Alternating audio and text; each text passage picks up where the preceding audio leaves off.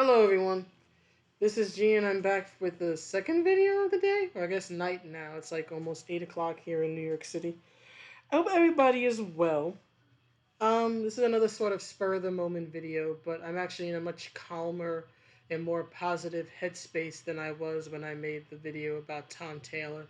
And I have to thank Tristan of Nerdette's Newstand for that. She did a absolutely awesome banger of a video about sort of why we're seeing what's going on in the hidden agenda and all that. So I think this is a great video. It'll be linked in the description. And what I think is the best thing about this video is that it actually made me think about something. It reminded me of something because Tristan mentions early on in the video that there is a right way and a wrong way to cover a social issue in a comic. She uses the example of, say, covering climate change or whatnot in sci-fi, right? And why that doesn't necessarily translate well to a comic book because so many characters in comic books have these supernatural powers.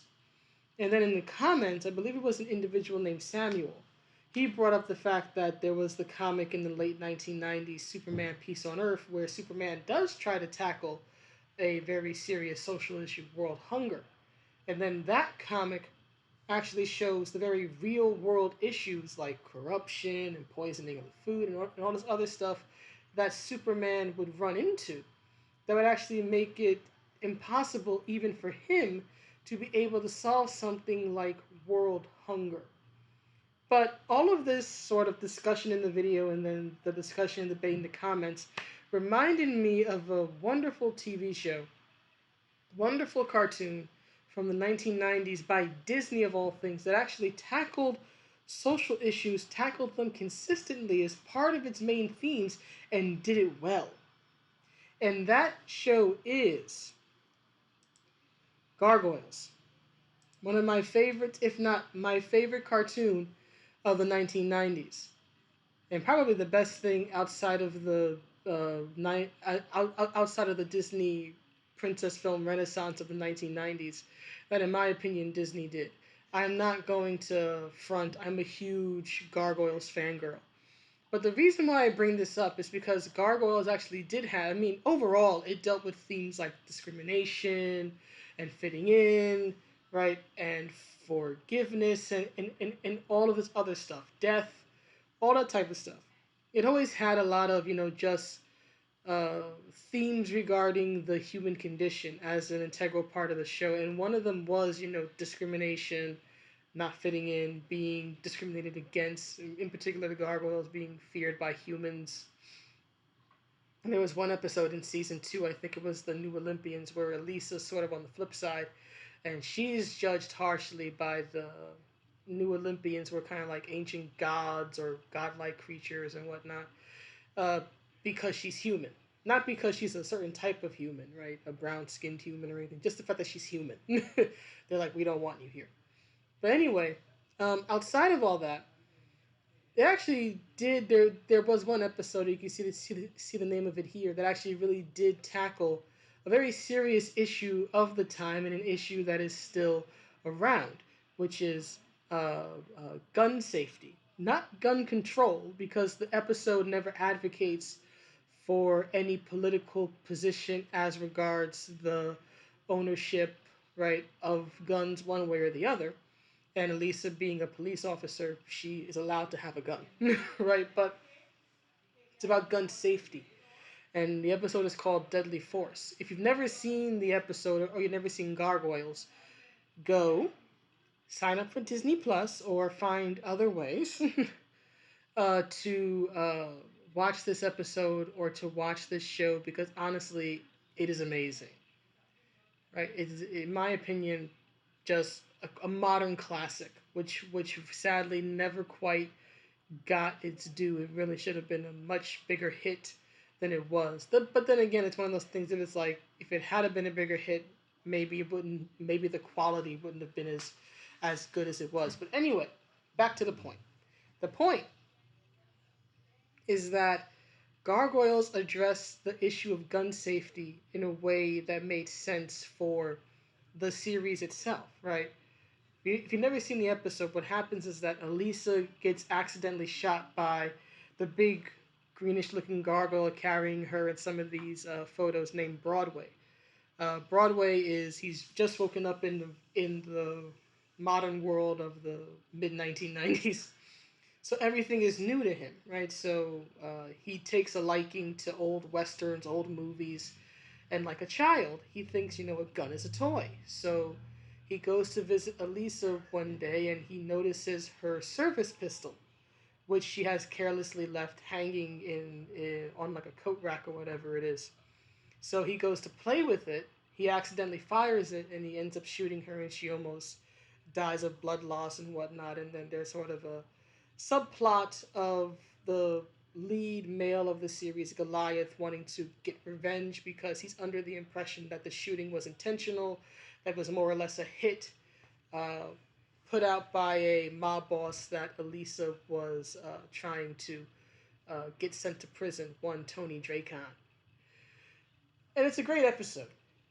But what I like about the episode is that the message was never about whether or not it's right for people to own guns, right? Or whether there should be more regulation or less regulation about how and when and a person should have a gun, right?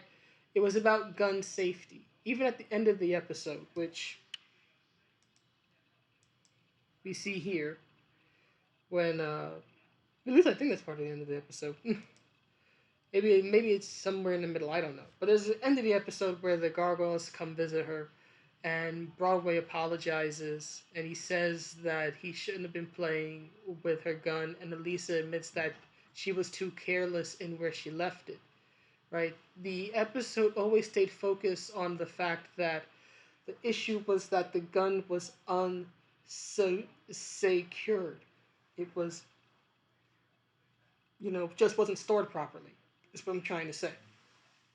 It didn't try to vilify gun owners. It simply addressed a very real issue that exists when you have a firearm in your home and that firearm is easily accessible to a child, or in this case, someone who has a childlike mentality. They don't realize that this is a very dangerous weapon that can hurt people until it is too late. And that is, especially looking back on that episode as an adult, is what I love about that episode. It has a message. It may not necessarily be a political episode, right? It may not necessarily have a political stance pro or against uh, uh, gun control or gun ownership, but it does, in a very stark and for a child scary way. I mean, to watch the lead female of the show get nearly taken out by her own weapon by mistake, right? It does, in a very stark and somewhat scary way, address the issue of gun safety and children, right, putting their hands on guns, right? It still has a message.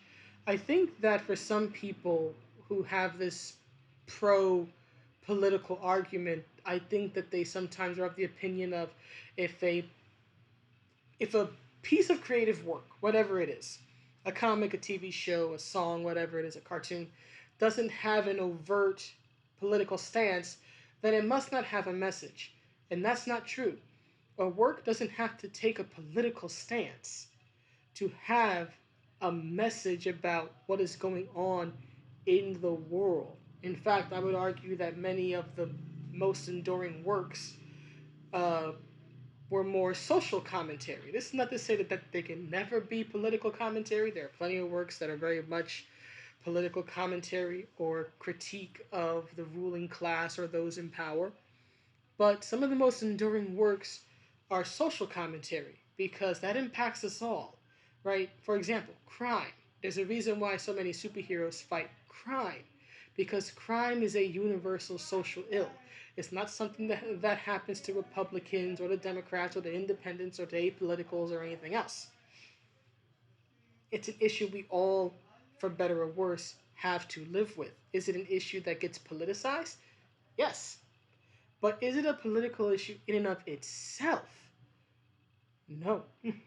Right? So, aside from bringing up the memories of Deadly Force, what Tristan's video, which again, check it out, reminded me of, what it made me think of, because she mentions how, more or less, how certain superheroes or certain genres can be used to tackle certain social issues in a way that makes sense, right? Superman, or John Kent in this case, right, sort of protesting for climate change doesn't make a lot of sense in the context of the DC universe, and having signs like "there is no planet B" doesn't make a lot of sense in the DC universe, when this is a universe where you have gods, you have monsters, you have Flash, you have different dimensions, different Earths, and all this other stuff, right? Where it's like, climate change is the least of your issues.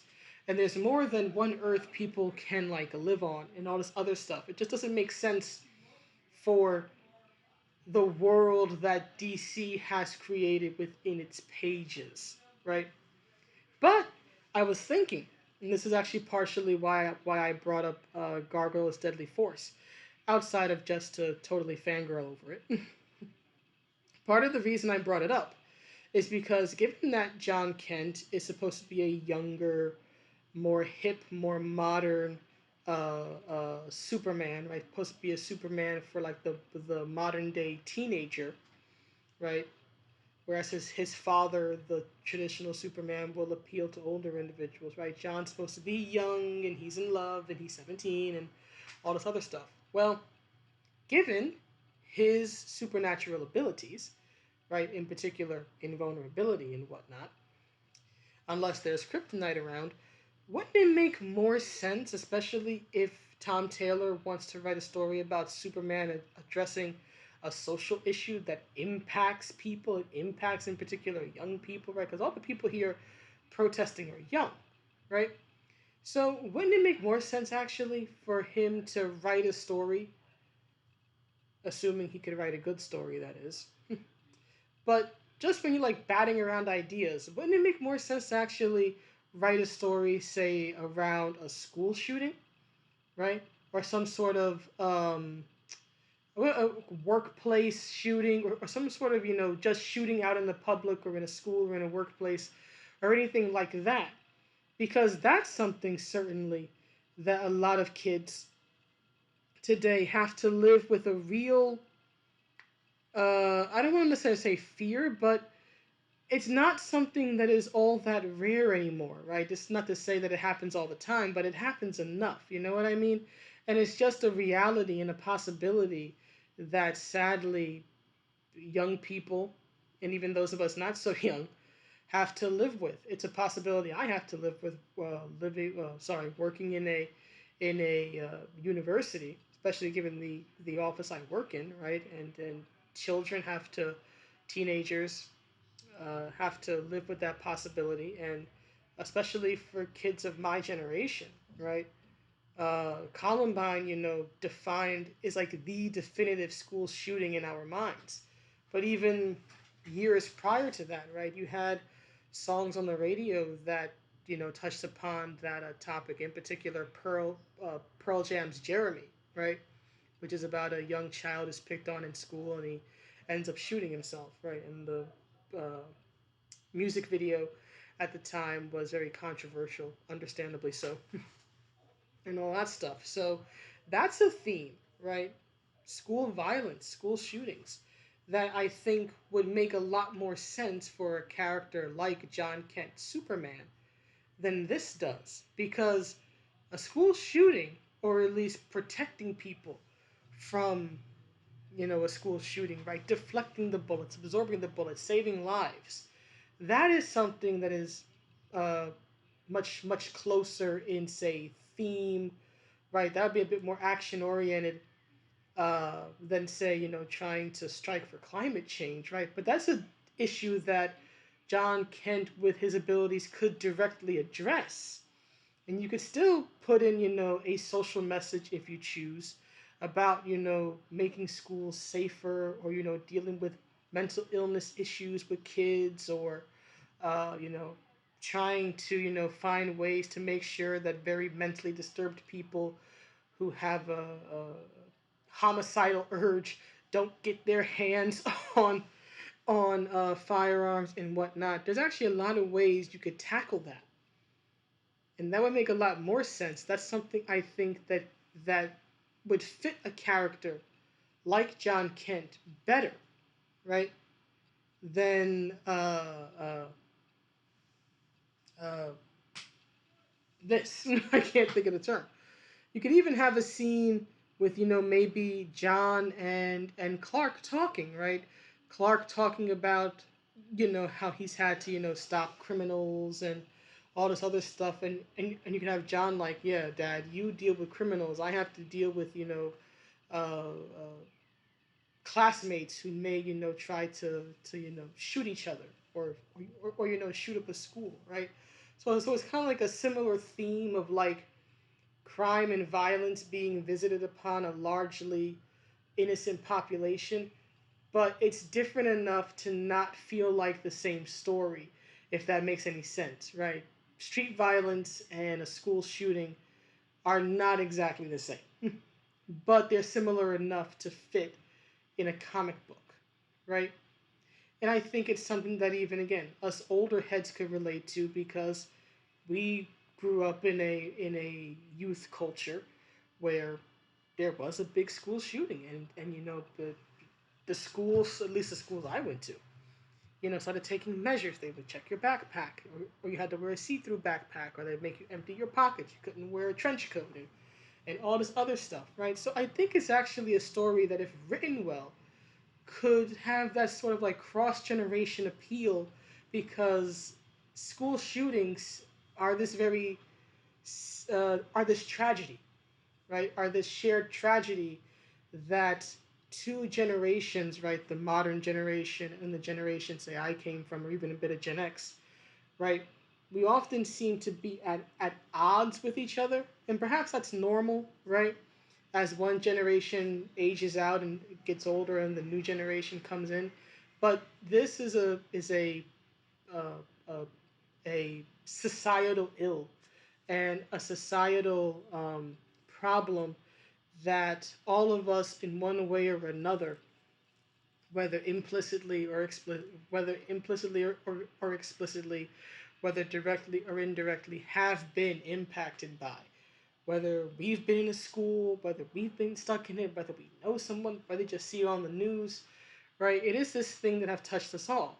Another one that I think someone in Tristan's comment section suggested was, terrorism, right? It's a reality that we all have to live with across the world, regardless of our age, right? None of us are really isolated from it anymore, right? And there have been, there's aside from 9/11 and other major terror events around the world, like the 7/7 bombings in England and all that. You had the Boston Marathon bombing a few years ago, right? So this stuff is very much, uh, uh, I wouldn't say current year, but certainly a part of our modern day. And I do think it's probably better to tell stories about those issues using John Kent than necessarily climate change, especially when the giant kraken squid thing is destroying stuff behind him and he's not even aware of it. This picture just makes him look bad. And plus, if I can bring it out, look at his foot here. Like, this has been irritating me. His foot looks so hyperextended here. I'm no artist, and from what I heard, this might be Bruce Timm. If Bruce Timm really drew this, Bruce, what? he's if this is Bruce Timm, he's fallen off. But look at his foot here. Look how hyperextended it is. I understand his foot tilting upward because he's supposed to be taking a step, but it honestly looks like his foot is hyperextended. That, or he's just broken his leg like Sid Vicious did back in WCW. And if you've never seen that, well, thank goodness you've never seen that. That's a very gruesome leg injury Sid had. But anyway, That's the video. I just wanted to sort of just get that uh, off my mind and on to video. And again, a huge shout out to Tristan of Nerdette's Newstand, because her video did the best thing that a video can ever do for me. It made me think, and I am always appreciative of that. So everyone have a good day or night, and I will see y'all around. Bye.